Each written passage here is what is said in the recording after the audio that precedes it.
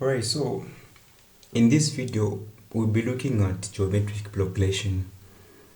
So this question usually comes in paper 2 mathematics for those who are taking ordinary mathematics. So the question is saying for the geometric progression 189, 63 and 21, also continuously.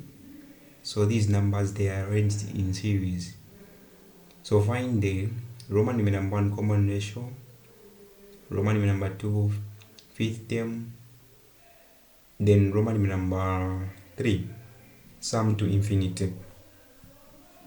So we have to label these terms. Usually for the first term, which is T1, so term is represented by T. Then the position of the number, we use 1. So this one is same as A. So term number 1 is represented by A. So whenever you see A represent the first term in the series of geometric progression as well as arithmetic progression. So term number 1, this is T1, T2, T3, and so on. So since we don't know these numbers which are here, so we can just say Tn. N is representing now the position of the number. It can be 4, it can be 5, and so on. So if you want to find the common ratio, what do you need to do? So common ratio, which is represented by R, is equal to, you can say term number 2 divided by term number 1. Or if you want, you can say term number 3 divided by term number 2. Or if you want, if you have the fourth term, you can say term number 4 divided by term number 3, and so on. So what is our term number 2? It is 63. Term number 2 is 63. What is term number 1? 189. Then when I reduce these numbers, I'm going to get 1 divided by 3. So you can also use a calculator, but you're going to get a decimal number here if you use a calculator. So that is how you're supposed to answer Roman numeral number 1. Okay, then for Roman numeral number 2, you have to know the formula to use. So the nth term, which is term number, which is the nth term, Tn, is equal to the first term, then open bracket R, which is the common ratio, which is going to be equal to n minus 1. So this is the formula that you have to use. So since we're looking at the fifth term, meaning to say n is equal to 5. So if I say term number 5, this is going to be equal to the first term. We know to say that the first term is 189. Then open bracket. The common ratio is 1 over 3. The value of n is 5, then minus 1. Then there we're going to get 4. Okay? So let me just select this one. Then to the power 4.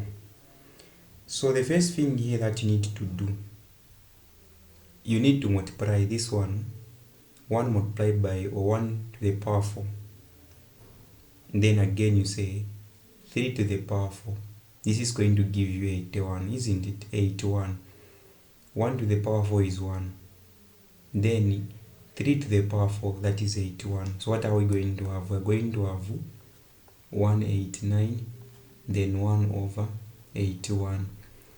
So 1 multiplied by 189 is just 189. Then divided by 81. Then when I reduce the numbers here, I'm going to get 7 over 3. So this is going to be my final answer.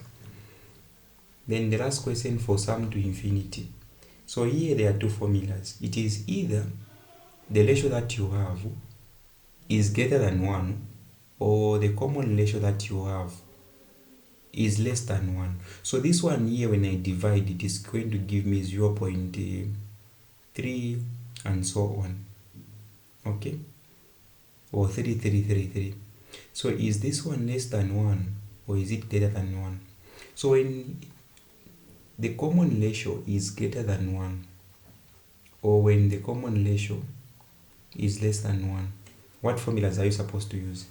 So let me start with the one when the common ratio is greater than 1.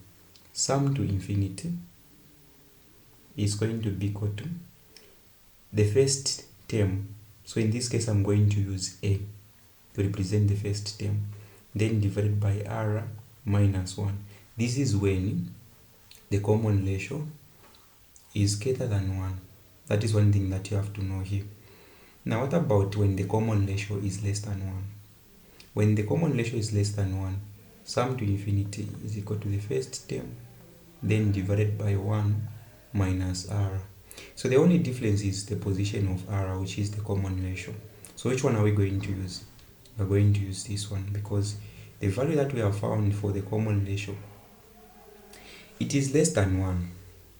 Okay, so sum to infinity is going to be equal to the first term is 189. Then I'm going to say 1 minus 1 over 3. Okay. Then when I do the computation here, I'm going to, when I less this one here, then here, okay, let me see. So when I less this one multiplied by that is 3. 3 minus 1, that is 2.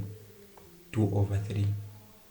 So 2 over 3 is more like we're having 189, then multiplied by 2, let me say multiplied by 3 over 2, because division is going to change into multiplication, and these numbers, they are going to display each other, or they will be dislocation.